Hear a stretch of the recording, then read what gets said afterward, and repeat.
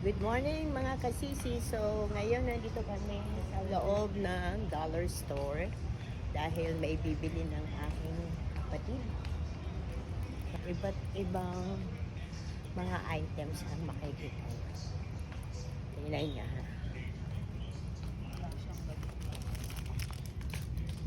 What's this? Pang scrub nila is around $2. Oh, mga foam, $2. Dito yung sa mga panglinis, pang kusina. At ayun sila, meron silang titingnan na bibilin dito sa loob ng dollar store. Ang ganda ng dollar store dito. Napakalaki. Ayan yung mga pang map. Magkano yung pang map nila? $7. So, sa Pilipinas, around...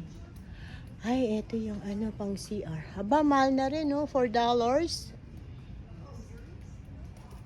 Oh, $2. Ayan, panlagay sa CR.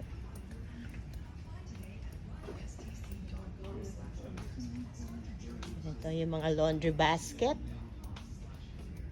Ito naman ay yung para sa mga sasakyan. Wow. Ito yung mga basahan.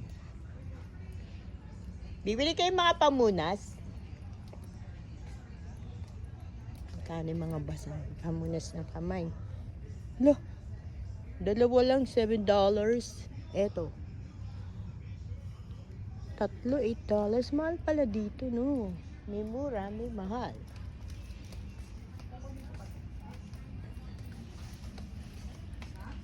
Yun lang. Bye.